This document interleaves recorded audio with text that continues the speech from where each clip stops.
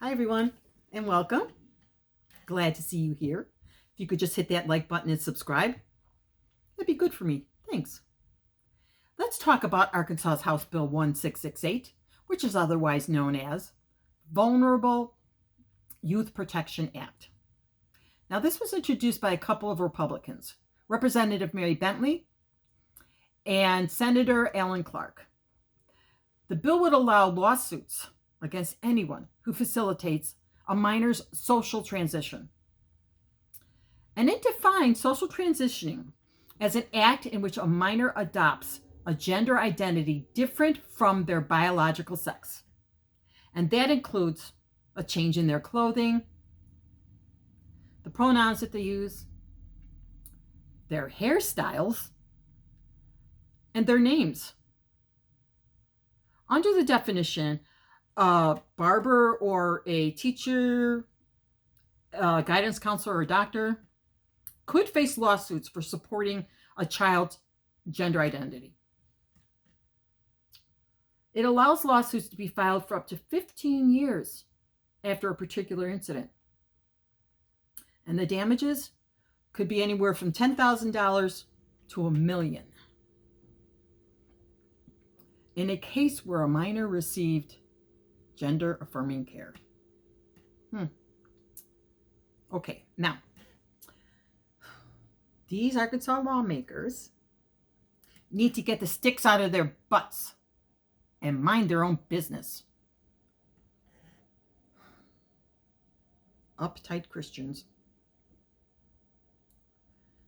This bill violates First Amendment rights by intimidating teachers and hairdressers, doctors, even the parents of transgender and gender nonconforming youth. What Bentley and Clark are doing is based on their religious beliefs. What gives them that right? I mean, these so-called Christians, they all need to be reined in. Let me discuss Mary Bentley's religion, which is the Assemblies of God. And that's one of the largest Pentecostal denominations. Those are those wacky people that talk in tongue and flail about during their services. But they're fundamentalists that believe that the Bible is perfect and true, and that it's the only truth. I have to say that there were some infamous Pentecostals, like Jim Baker and Jimmy Swaggart, those creepy criminals.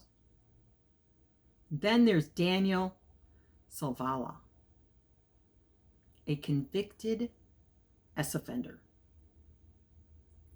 who essayed many young males for years as a minister through the Chi Alpha campus ministries of the Assemblies of God.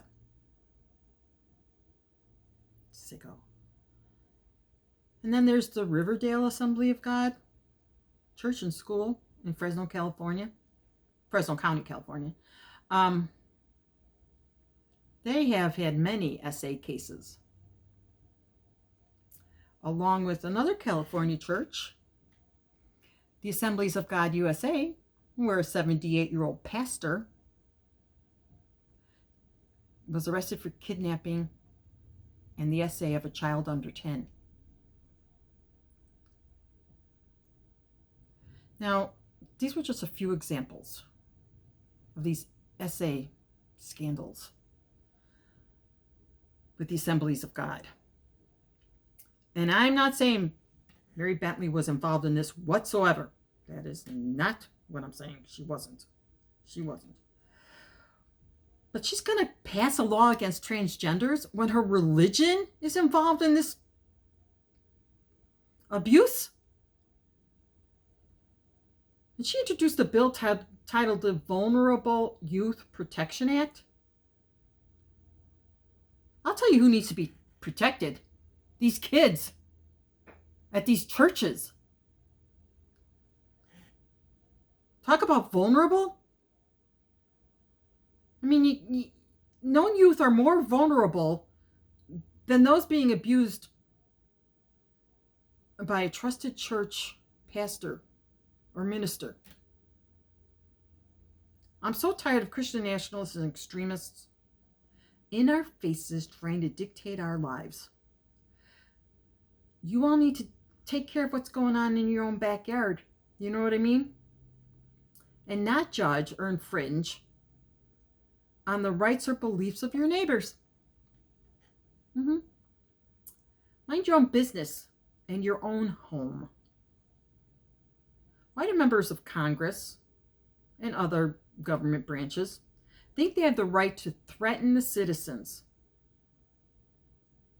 that they personally don't agree with because of their own religious beliefs? There's still the separation of church and state, you know. I mean, in the Constitution, it states that the First Amendment prevents the power of the government from creating or establishing a religion, and thereby prevents the power of the government from expanding beyond civil matters. Civil. So the power of the government needs to stop dictating what citizens need to believe or accept due to their own beliefs.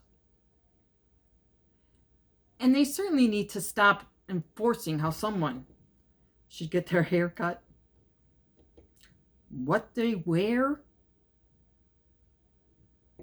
and what name they would like to be called. I mean, it's appalling. And just who do you think you are?